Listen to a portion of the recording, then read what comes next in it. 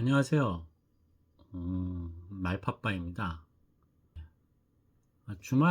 지난 주말에 먹방이랑 뭐 방송을 좀 하나 두 개 찍으려다가 갑자기 이제 작은아버지께서 돌아가시는 바람에 응급실에 가서 사실은 집에서 쓰러지셨는데 응급실에서 처치를 받다가 의식이 회복이 됐는데 한 2시간 정도 있다가 수술도 못 받으시고 갑자기 돌아가셨어요. 너무너무 경황이 없어가지고 사실은 저희는 좀 친척들이 좀 친하거든요.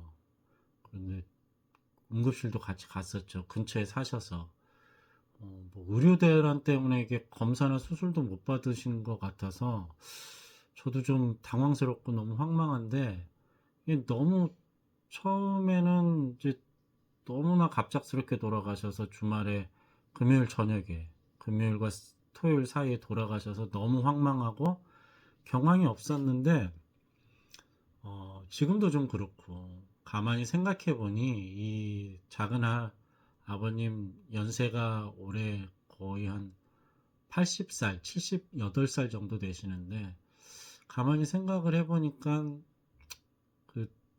그렇게 나쁘지만은 않은 것 같다라는 생각이 좀 들더라고요. 또 한 화요일, 수요일 좀 지나고 나서 보면 우리가 그 죽음을 선택할 수는 없지만 어, 어떤 죽음을 만약에 죽음을 선택할 수 있다면 어떤 죽음을 선택할 것인가라고 예를 들어 이제 두 가지의 죽음이 있다고 하면 첫 번째는 지금 저희 작은 아버지처럼 갑자기 이렇게 돌아가시는 사고사나 혹은 심혈관 계통 질환들이 대표적일 것 같은데 그런 죽음이 하나 있고 두 번째는 이게 서서히 한 2, 3년 정도에 걸쳐서 혹은 뭐 1, 2년 정도에 걸쳐서 서서히 이렇게 죽어가는 암이 사실은 대표적이죠. 항암을 받으면서 이렇게 죽어가는 이 둘 중 하나를 선택할 수 있다면 우리는 과연 사람이 선택할 수 있다면 어떤 죽음을 선택을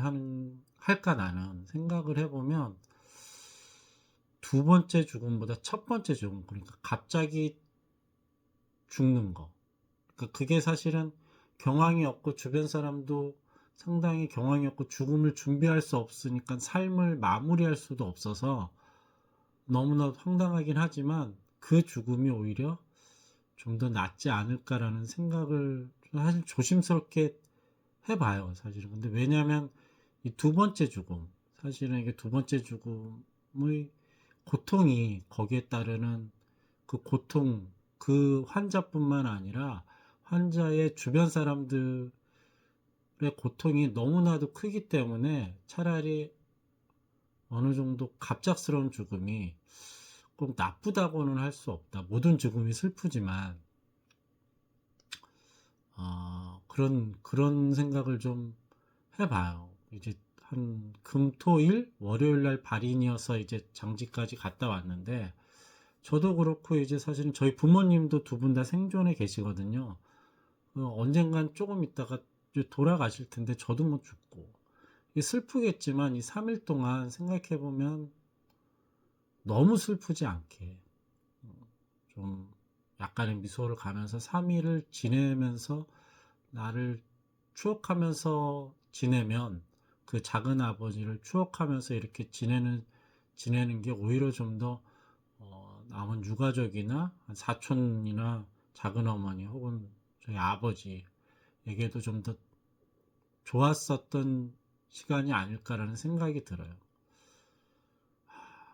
이제 사실은 나이가 나이다 보니 어떤 뭐 결혼식 뭐 그런 것들은 거의 없고 이제 보면 주로 어머니나 아버지가 돌아가시거나 그런 장례식장에 가는 경우가 많은데 사실은 뭐 그렇게 많이도 안 가죠. 아는 사람이 이렇게 많지 않아 가지고 갈 때마다 느끼는 게 참 좀 너무 슬프긴 한 것 같아.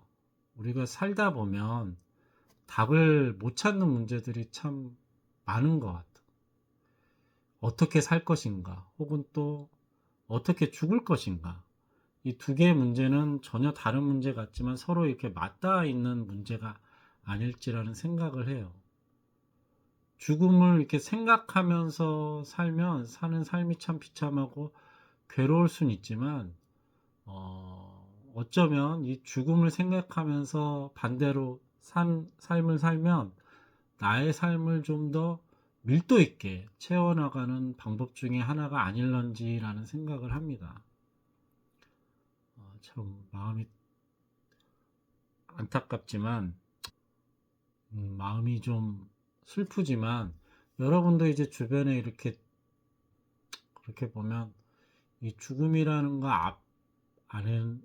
앞에서 사실은 삶이 진짜 겸허해지는 것을 좀 느껴요. 좀 하루하루 열심히 살아가고 가야겠다는 생각도 들고, 여러분들도 저도 오늘 하루가 마지막인 것처럼 그렇게 열심히 살 수는 없지만 좀 더 죽음을 가끔씩 생각하면서 삶을 좀 더 밀도 있게 하는 그런 하루가 되었으면 좋겠고, 열심히 오늘도 살아가도록 합시다. 예, 그러면 긴 영상 시청해 주셔서 감사합니다.